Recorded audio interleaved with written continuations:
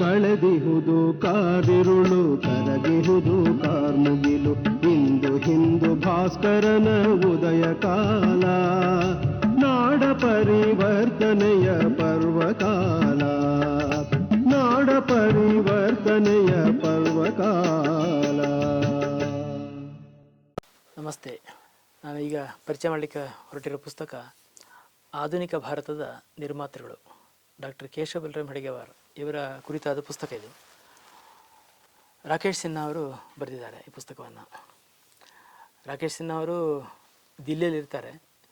ದಿಲ್ಲಿ ವಿಶ್ವವಿದ್ಯಾಲಯದ ರಾಜನೀತಿ ಶಾಸ್ತ್ರದ ಉಪನ್ಯಾಸಕರಿಗೆ ಅವರು ಕೆಲಸ ಮಾಡಿದವರು.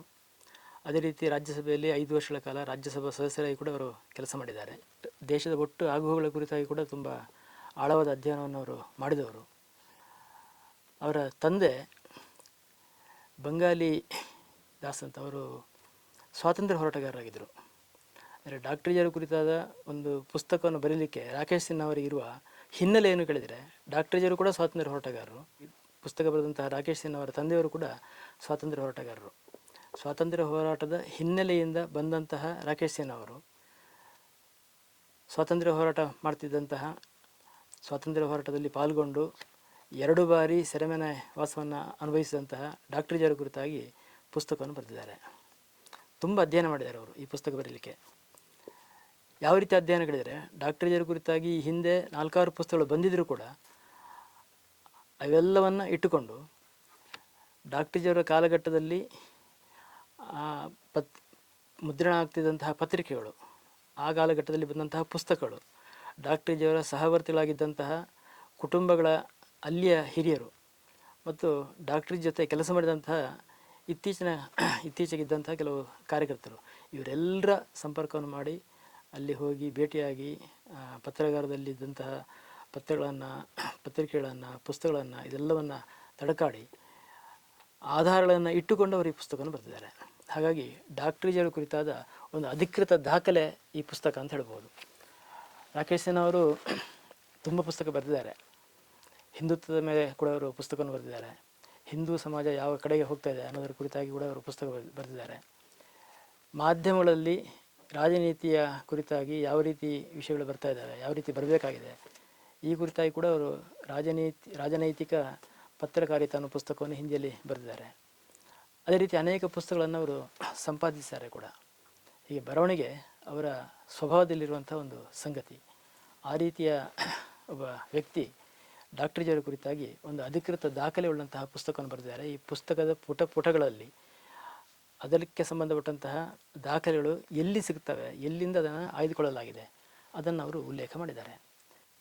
ಈ ಪುಸ್ತಕ ಒಂದು ಅಧ್ಯಯನ ಪೂರ್ಣವಾದಂತಹ ಒಂದು ಪುಸ್ತಕ. ಹಾಗಾಗಿ ಅಧ್ಯಯನ ಯೋಗ್ಯವಾದಂಥ ಪುಸ್ತಕವೂ ಹೌದು. ಈ ಪುಸ್ತಕವನ್ನು ಪ್ರಕಾಶನ ಮಾಡಿದ್ದು ಅಂದರೆ ಭಾರತ ಸರ್ಕಾರದ ಸಮಾಚಾರ ಮತ್ತು ಪ್ರಸಾರ ಸಚಿವಾಲಯ, ಅದರ ಪ್ರಕಾಶನ ವಿಭಾಗವು ಈ ಪುಸ್ತಕವನ್ನು ಪ್ರಕಾಶನ ಮಾಡಿದೆ. 5 ಭಾಷೆಗಳಲ್ಲಿ ಇದು ಬಂದಿದೆ. ಮೊದಲು ಇಂಗ್ಲೀಷಲ್ಲಿ ಇದನ್ನು ಬರೆಯಲಾಗಿತ್ತು. ಅದನ್ನು ಕನ್ನಡಕ್ಕೆ ಮಾನ್ಯ ಚಂದ್ರಶೇಖರ ಭಂಡಾರಿಯವರು ಅನುವಾದ ಮಾಡಿದ್ದಾರೆ. ಒಂದು ತರ್ಕ ಇವತ್ತು ಏನಿದೆ ಕೇಳಿದರೆ, RSS ಸ್ವಾತಂತ್ರ್ಯ ಹೋರಾಟದಲ್ಲಿ ಎಲ್ಲಿ ಪಾಲ್ಗೊಂಡಿದೆ? RSSನ ಸ್ಥಾಪಕರಾದಂತಹ ಡಾಕ್ಟರ್ ಕೇಶವ ಬಲರಾಮ್ ಹೆಡ್ಗೇವಾರ್ ಇವರು ಸ್ವಾತಂತ್ರ್ಯ ಹೋರಾಟದಲ್ಲಿ ಪಾಲ್ಗೊಂಡಿಲ್ಲ ಅನ್ನುವಂತಹ ಒಂದು ಕಥನವನ್ನು ಇವತ್ತು ಸೃಷ್ಟಿಸಲಾಗಿದೆ.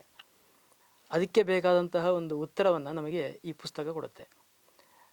ಕೇವಲ ಸ್ವಾತಂತ್ರ್ಯ ಹೋರಾಟದಲ್ಲಿ ಪಾಲ್ಗೊಂಡದ್ದು ಮಾತ್ರ ಅಲ್ಲ, ಬದಲಾಗಿ ಪಾಲ್ಗೊಂಡು ಸಶ್ರಮ ಸೆರೆಮನವಾಸವನ್ನು ಅನುಭವಿಸಿ ಸ್ವಾತಂತ್ರ್ಯ ಹೋರಾಟವನ್ನು ಹೇಗೆ ಮಾಡಬೇಕು ಅನ್ನೋದನ್ನು ಕೂಡ ನಾವು ಕಲಿತುಕೊಳ್ಬೋದಂತಹ ಒಂದು ವ್ಯಕ್ತಿತ್ವ ಡಾಕ್ಟರ್ ಕೇಶವ ಬಲರಾಮ್ ಹೆಡ್ಗೇವಾರ್ ಅವರದು.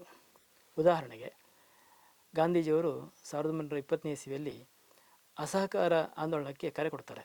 ಅಸಹಕಾರ ಆಂದೋಲನಕ್ಕೆ ಕರೆ ಕೊಟ್ಟಾಗ ಗಾಂಧೀಜಿಯವರ ಕುರಿತಾಗಿ ಶ್ರದ್ಧೆ ಇದ್ದರೂ ಕೂಡ ಅವರ ಅಹಿಂಸಾವಾದದ ಕುರಿತಾಗಿ ತುಂಬ ಭಿನ್ನಾಭಿಪ್ರಾಯ ಇದ್ದಂತಹ ಡಾಕ್ಟರ್ ಜಿಯವರು ಆ ಆಂದೋಲನದಲ್ಲಿ ಅವರು ಧುಮುಕ್ತಾರೆ. ಮತ್ತು ಅವರು 1920ನೇ ಇಸವಿಯ ನವೆಂಬರ್ 11ರಿಂದ 1 ವಾರಗಳ ಕಾಲ ಅಸಹಕಾರ ಸಪ್ತಾಹವನ್ನು ಆಚರಿಸ್ತಾರೆ. ಆ ಕಾಲದಲ್ಲಿ ಡಾಕ್ಟರ್ ಜಿಯವರು ಹಳ್ಳಿಗಳಿಗೆ ಹೋಗಿ ಭಾಷಣ ಮಾಡ್ತಾರೆ. ಉಗ್ರವಾದಂತಹ ಅವರ ಮಾತಿಗೆ ಮುಂದಕ್ಕೆ ಅವರಿಗೆ ಶಿಕ್ಷೆಯಾಗುತ್ತೆ. ಮಾತ್ರ ಅಲ್ಲ, ಅವರು ಆ ಸಂದರ್ಭದಲ್ಲಿ ಮಾಡಿದಂಥ ಭಾಷಣದಲ್ಲಿ ಮುಖ್ಯವಾದಂಥ ಅಂಶ ಇದ್ದದ್ದು ಯಾವುದು ಕೇಳಿದರೆ ಮದ್ಯಪಾನ ವಿಸರ್ಜನೆ. ಮದ್ಯಪಾನವನ್ನು ನಾವು ನಿಷೇಧ ಮಾಡಬೇಕು ಅಂತ. ಜನರಲ್ಲಿ ಜಾಗೃತಿ ಮೂಡಿಸುವಾಗ ಕೇವಲ ನಾವು ಈ ದೇಶಕ್ಕೋಸ್ಕರ ಹೋರಾಟ ಮಾಡಬೇಕು, ಬ್ರಿಟಿಷರನ್ನು ಈ ದೇಶದಿಂದ ಒದ್ದೋಡಿಸಬೇಕು, ಇಷ್ಟು ಮಾತ್ರ ಇರಲಿಲ್ಲ. ನಾವು ಹೇಗಿರಬೇಕು ಆ ವಿಷಯದ ಕುರಿತಾಗಿ ಕೂಡ ಅವ್ರದ್ದು ಆಗ್ರಹ ಇತ್ತು. ಮದ್ಯಪಾನ ನಿಷೇಧ ಮಾಡುವ ಮೂಲಕ ಜನರ ಆರೋಗ್ಯವನ್ನು ಸುಧಾರಿಸಬೇಕು, ಸಮಾಜದ ಆರೋಗ್ಯವನ್ನು ತನ್ಮೂಲಕ ಸುಧಾರಿಸಬೇಕು ಅಷ್ಟೇ ಇದ್ದದಲ್ಲ, ಬದಲಾಗಿ ಇದರ ಜೊತೆಗೆ ಇಂಗ್ಲೀಷ್ ಸರ್ಕಾರಕ್ಕೆ ಒಂದು ದೊಡ್ಡ ಹೊಡೆತವನ್ನು ಕೂಡ ಕೊಡಬೇಕು ಅನ್ನೋದಿತ್ತು. ಯಾಕಂದರೆ ಇಂಗ್ಲೀಷ್ ಸರ್ಕಾರಕ್ಕೆ ತುಂಬ ದೊಡ್ಡ ಪ್ರಮಾಣದ ಒಂದು ಕರ ಅದು ಬರ್ತಾ ಇದ್ದದ್ದು ಈ ಮದ್ಯದ ವಹಿವಾಟಿಂದ. ಅದನ್ನು ಜನ ಸ್ವೀಕರಿಸೋದು ನಿಲ್ಲಿಸಿಬಿಟ್ರೆ ಆವಾಗ ಇಂಗ್ಲೀಷ್ ಸರ್ಕಾರಕ್ಕೆ ಕೂಡ ಒಂದು ದೊಡ್ಡ ಹೊಡೆತ ಅಲ್ಲಿ ಅದರಿಂದ ಉಂಟಾಗುತ್ತೆ. ಆ ಹಿನ್ನೆಲೆಯಲ್ಲಿ ಕೂಡ ಅವರು ಈ ಒಂದು ಹೋರಾಟದಲ್ಲಿ ಪಾಲ್ಗೊಂಡ್ರು ಅಂತ ಹೇಳ್ಬೋದು.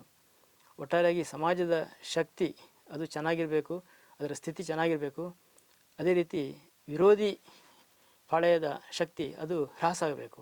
ಈ ಎರಡನ್ನೂ ಕೂಡ ಒಂದೇ ಏಟಿನಲ್ಲಿ ಮಾಡುವಂತಹ ಹಿನ್ನೆಲೆಯಲ್ಲಿ ಅವರು ಈ ಸಂದರ್ಭದಲ್ಲಿ ಮದ್ಯ ನಿಷೇಧದ ಕರೆಯನ್ನು ತಮ್ಮ ಭಾಷಣದಲ್ಲಿ ಕೊಟ್ಟದನ್ನು ಉಲ್ಲೇಖ ಮಾಡಬಹುದು. ಗಾಂಧಿಯವರು ಕೊಟ್ಟ ಕರೆಗೆ ಸ್ಪಂದಿಸಿದ ಇಡೀ ದೇಶ ಎಲ್ಲ ಕಡೆಗೆ ಆ ಚಳುವಳಿಯನ್ನು ನಡೆಸ್ತದೆ. ಉತ್ತರ ಪ್ರದೇಶದಲ್ಲಿ ನಡೆದಂತಹ ಚಳುವಳಿಯಲ್ಲಿ ಒಂದಷ್ಟು ಹಿಂಸೆ ಉಂಟಾಗುತ್ತೆ.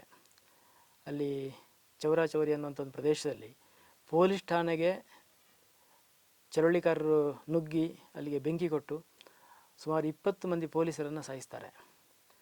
ಇದು ಗಾಂಧಿಯವರು ಕೊಟ್ಟ ಅಸಹಕಾರ ಚಳುವಳಿಗೆ ಒಂದು ದೊಡ್ಡ ಕಪ್ಪು ಚುಕ್ಕೆ ಇಟ್ಟಂತಾಗುತ್ತೆ.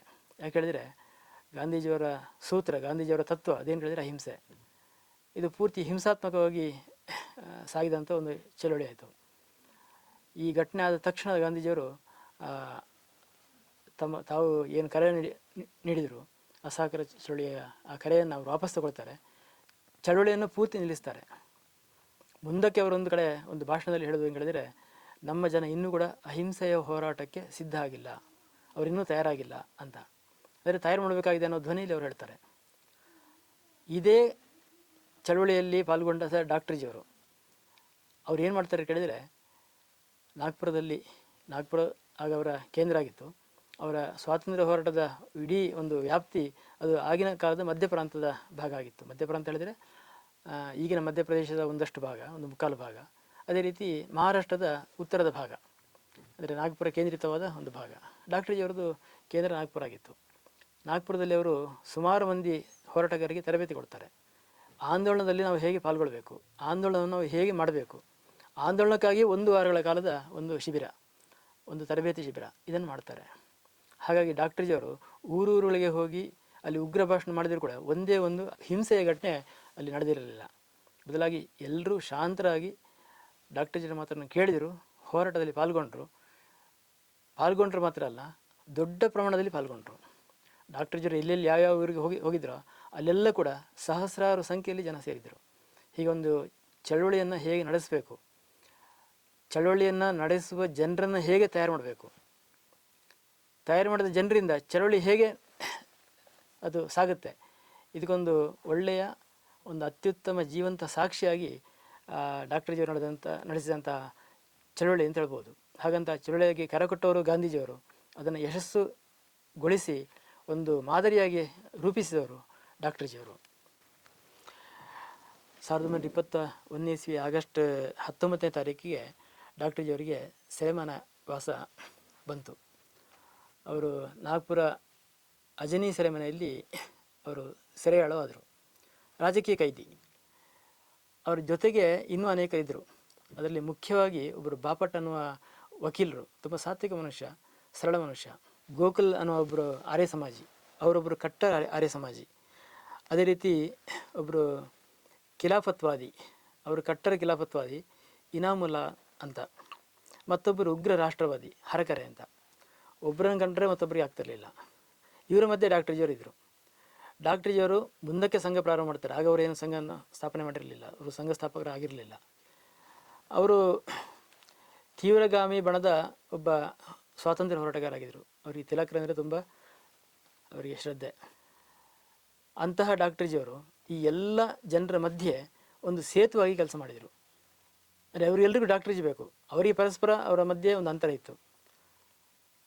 ಅದರಲ್ಲಿ ಇನಾಮುಲ್ಲಾ ಅವರು ಅವರು ಕಟ್ಟರ್ ಖಿಲಾಫತ್ವಾದಿ ಆಗಿದ್ದರು ಮಾತ್ರ ಅಲ್ಲ, ಅವರು ಸ್ವಾತಂತ್ರ್ಯ ಹೋರಾಟಗಾರ ಆಗಿರಲಿಲ್ಲ. ಸ್ವಾತಂತ್ರ್ಯ ಹೋರಾಟಗಾರರಲ್ಲದ ಆದರೆ ಖಿಲಾಫತ್ವಾದಿಯಾಗಿದ್ದ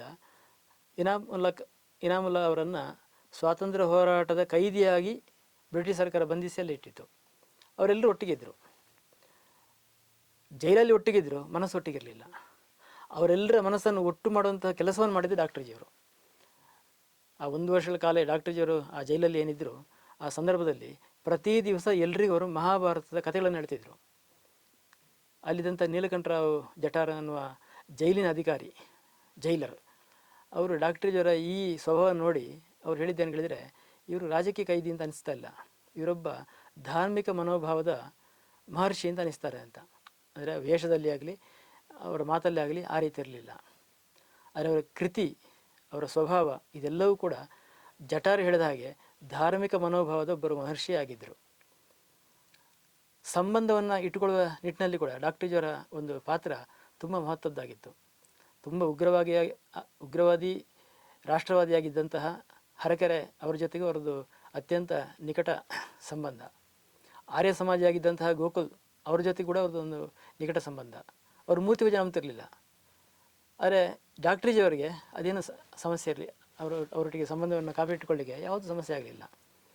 ಅದೇ ರೀತಿ ಇನಾಮುಲ್ಲಾ ಒಬ್ಬ ಕಟ್ಟರ್ ಖಿಲಾಫತ್ವಾದಿ, ಕಟ್ಟರ್ ಮುಸ್ಲಿಂ ಆಗಿದ್ದರು ಅವರು. ಅವ್ರ ಜೊತೆಗೂ ಕೂಡ ಡಾಕ್ಟರ್ಜಿಯವರಿಗೆ ಸಂಬಂಧ ಇಟ್ಕೊಳ್ಳಿಕ್ಕೆ ಏನು ಕಷ್ಟ ಆಗಲಿಲ್ಲ. ಆ ಸಂಬಂಧ ಎಷ್ಟರ ಮಟ್ಟಿಗೆ ಅದು ಗಾಢವಾಗಿತ್ತು ಹೇಳಿದರೆ, ಒಮ್ಮೆ ಜೈಲಲ್ಲಿ ಇದ್ದಾಗ ಜಲಿಯನ್ ವಾಲಾಬಾಗ್ ಹತ್ಯಾಕಾಂಡದ ಒಂದು ದಿನವನ್ನು ಜಲಿಯನ್ ವಾಲಾಬಾಗ್ ದಿನ ಆಚರಿಸಬೇಕು ಅಂತ ಯೋಚನೆ ಮಾಡಿದರು. ಯೋಚನೆ ಮಾಡಬೇಕಿದ್ರೆ ಒಂದು ಅವರು ಸೂತ್ರದಲ್ಲಿ ಅನುಷ್ಠಾನ ಮಾಡಿದೆ ಅಂತ ಹೇಳಿದರೆ, ನಾವು ಆ ದಿವಸ ಯಾರು ಕೆಲಸ ಮಾಡಬಾರ್ದು. ಅಂದರೆ ಜೈಲಲ್ಲಿ ಇವರು ಹೋಗಬೇಕಿದ್ರೆ, ಜೈಲಲ್ಲಿ ಇವರು ಇರಬೇಕಿದ್ರೆ ಅಲ್ಲಿ ಪ್ರತಿಯೊಬ್ಬರು ಕೂಡ ಸಶ್ರಮ ಕೆಲಸ ಮಾಡಬೇಕಾಗಿತ್ತು. ಡಾಕ್ಟರ್ಜಿಯವರಿಗೆ ತುಂಬ ಕಷ್ಟದ ಕೆಲಸ ಕೊಟ್ಟಿದ್ದರು. ಅಂತಹ ಡಾಕ್ಟರ್ಜಿಯವರು ಇನಾಮುಲ್ಲಾ ಅವರನ್ನು ಯಾವ ರೀತಿ ಬದಲಾಯಿಸೋದು ಕೇಳಿದರೆ, ಜಲಿಯನ್ ವಾಲಾಬಾಗ್ ದಿನದಂದು ನಾನು ಆ ದಿನವನ್ನು ಆಚರಣೆ ಮಾಡೋದಿಲ್ಲ ಅಂತ ಹೇಳಿದಂಥ ಇನಾಮುಲ್ಲಾ ಅವರು ನಾನು ಡಾಕ್ಟರ್ಜಿಯವರು ಮಾಡಿದಂತೆ ಮಾಡ್ತೀನಿ ಅಂತ ಹೇಳಿದರು. ಹಾಗಾಗಿ ಆ ದಿವಸ ಡಾಕ್ಟರ್ಜಿಯವರ ಜೊತೆ ಅವರು ಕೂಡ ಕೆಲಸ ಮಾಡಲಿಲ್ಲ.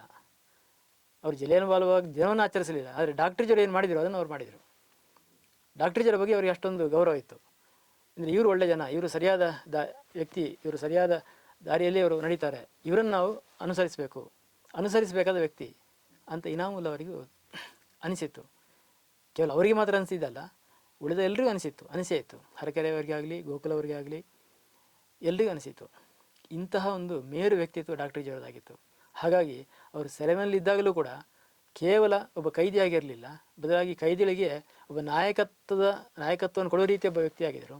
ಅದರ ಜೊತೆಗೆ ಅವರೆಲ್ಲರ ಮನಸ್ಸನ್ನು ಒಟ್ಟು ಮಾಡುವ, ಅವರೆಲ್ಲರ ಮನಸ್ಸನ್ನು ಪರಿವರ್ತಿಸುವ ಈ ಥರದೊಂದು ದೊಡ್ಡ ಒಂದು ವ್ಯಕ್ತಿತ್ವವನ್ನು ಕೂಡ ಡಾಕ್ಟರ್ಜಿಯವರು ಹೊಂದಿದ್ದರು.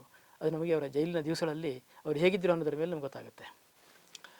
ಸ್ವಾತಂತ್ರ್ಯ ಹೋರಾಟದ ಸಂದರ್ಭದಲ್ಲಿ ನಮ್ಮ ದೇಶದಲ್ಲಿ ತುಂಬ ಮಂದಿ ನಾಯಕರಿದ್ದರು. ಆ ಎಲ್ಲ ನಾಯಕರ ಬಗ್ಗೆ ಡಾಕ್ಟರ್ಜಿಯವರಿಗೆ ಒಳ್ಳೆಯ ಅಭಿಪ್ರಾಯ ಇತ್ತು ಮತ್ತು ಗೌರವ ಇತ್ತು, ಶ್ರದ್ಧೆ ಇತ್ತು.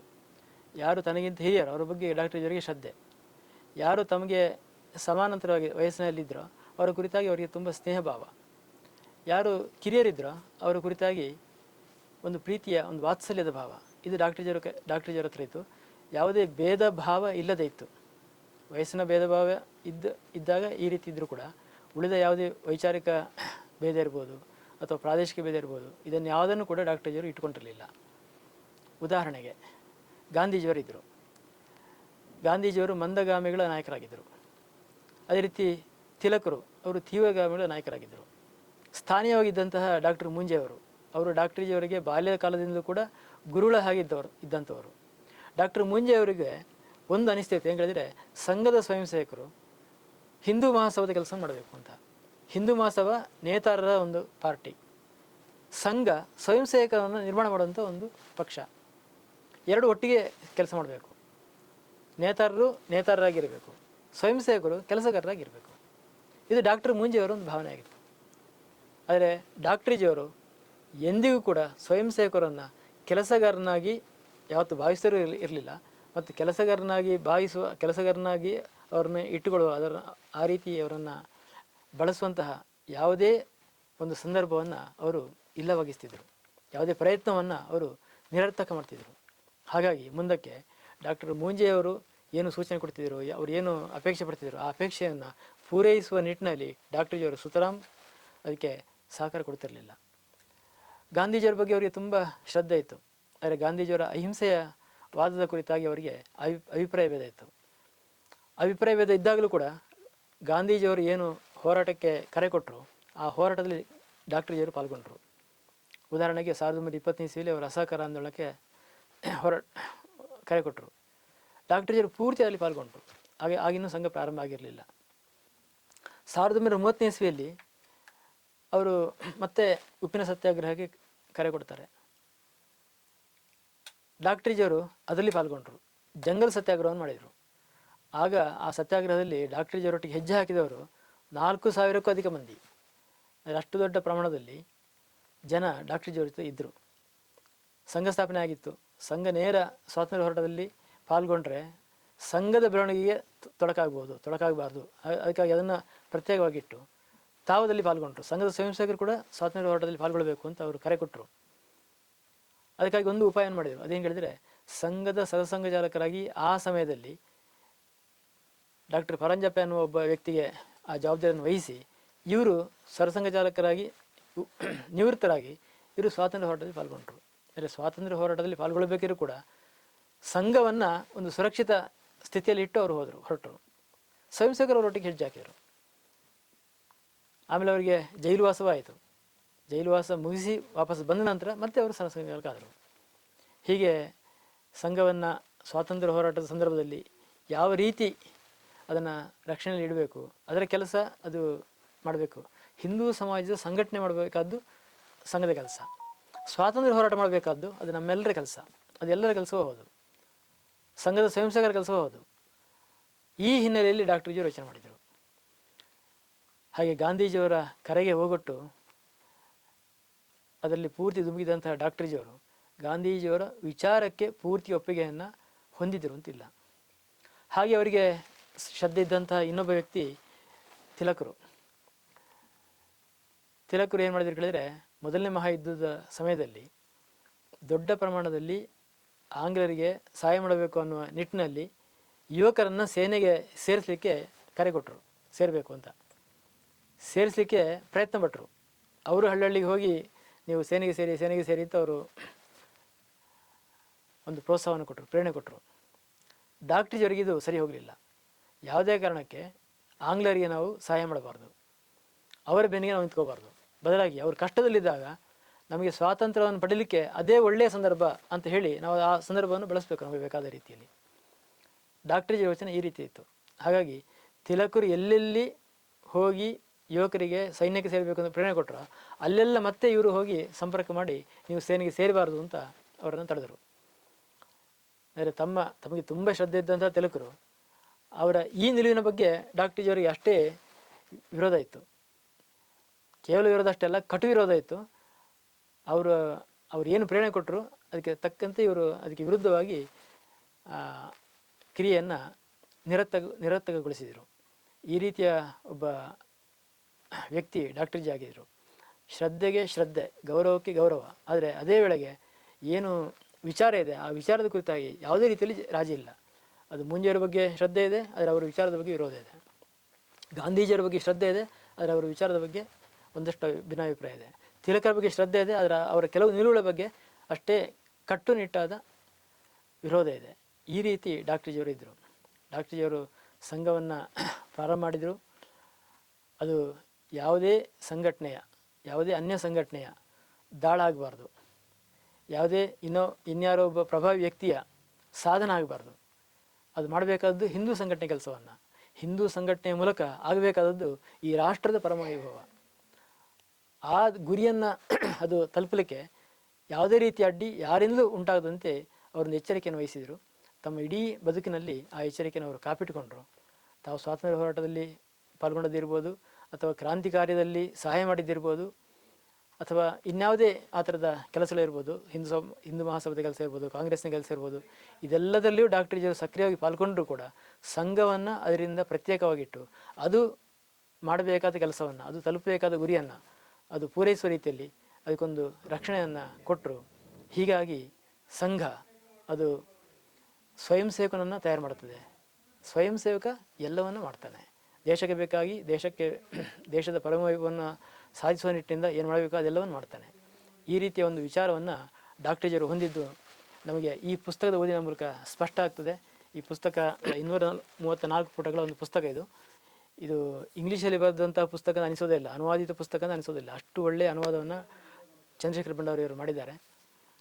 ಇದರಲ್ಲಿ ಡಾಕ್ಟರ್ ಜಿಯವರ ಜೀವನದ ವಿವರ ಮಾತ್ರ ಇರುವುದಲ್ಲ, ಬದಲಾಗಿ ಅವರ ವಿಚಾರದ ವಿವರ ಕೂಡ ಇದರಲ್ಲಿದೆ. ಅಂದರೆ ಕಾಲದ ಸವಾಲನ್ನು ಇರ್ಬೋದು, ಅಥವಾ ಕೆಲವು ಸಂಕೀರ್ಣ ಸಂದರ್ಭವನ್ನು ಇರ್ಬೋದು, ಸಂಕೀರ್ಣ ಸನ್ನಿವೇಶವನ್ನು ಇರ್ಬೋದು, ಅದನ್ನು ಎದುರಿಸಿಕೊಂಡು ಹೇಗೆ ಬಲವಾಗಿ ನಿಂತಿತು ಆ ವಿಚಾರ, ಅದನ್ನು ಕೂಡ ಈ ಪುಸ್ತಕ ನಮಗೆ ಒಂದೊಂದಾಗಿ ಎಳೆಯಾಗಿ ತೆರೆದಿರ್ತದೆ. ನಾವೆಲ್ಲರೂ ಈ ಪುಸ್ತಕವನ್ನು ಓದೋಣ. ಎಲ್ರಿಗೂ ನಮಸ್ಕಾರ. परं वैभवन्नेतुमेतत् स्वराष्ट्रं समर्था भवत्वाशिषा ते भृशम्. भारत माता की जय.